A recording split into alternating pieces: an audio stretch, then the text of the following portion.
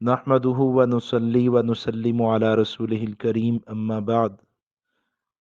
नबी मुकर्रम सल्लल्लाहु अलैहि वसल्लम की ख़त्म नबूवत पर कुरान मजीद से दलाइल चल रहे थे। आज कुरान मजीद से 8वीं दलील आपके सामने पेश की जाएगी।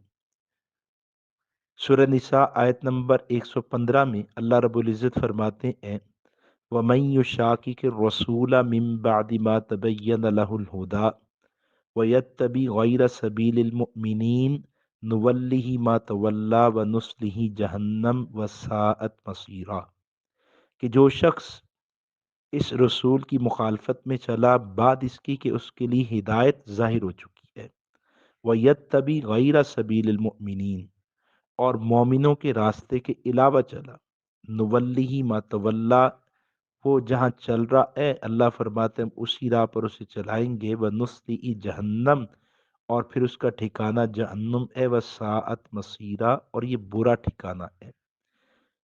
इस आयत में अर रसूल से मुराद नबी मुकर्रम सल्लल्लाहु अलैहि वसल्लम है और यत्तबी गैर सबीलिल मुमिनीन मोमिनीन से मुराद सहाबा है।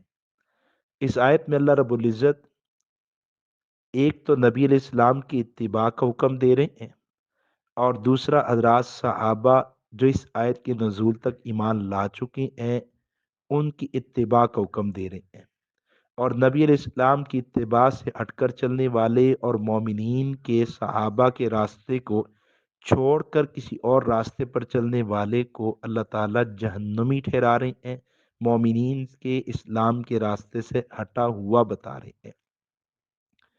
अब इस आयत से ये बात बिल्कुल वाज़ेह होती है कि नबी अलैहिस्सलाम अल्लाह के आखिरी नबी हैं और किस तरह से कि अल्लाह ने इस आयत में नबी अलैहिस्सलाम की इत्तिबा को हुक्म दिया है और नबी अलैहिस्सलाम के बाद जिनकी इत्तिबा है वो हज़रात सहाबा हैं।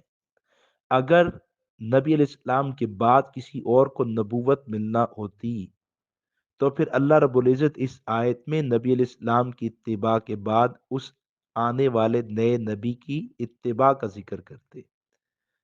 अल्लाह ताला ने पूरे कुरान मजीद में कहीं भी हुजूर की इत्तिबा के बाद किसी नए नबी की इत्तिबा का हुक्म नहीं दिया, बल्कि पूरे कुरान मजीद में नबी अलैहिस्सलाम की इत्तिबा के बाद अगर किसी की इत्तिबा है, किसी की इताअत है, तो वो सहाबा हैं, मोमिनीन हैं।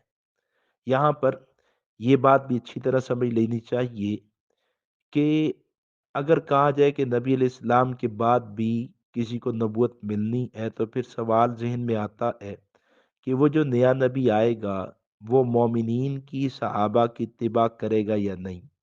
अगर तो वो सहाबा की इत्तिबा करेगा तो फिर वो नबी कैसा? नबी की इत्तिबा की जाती है, नबी गैर नबी की इत्तिबा नहीं करता।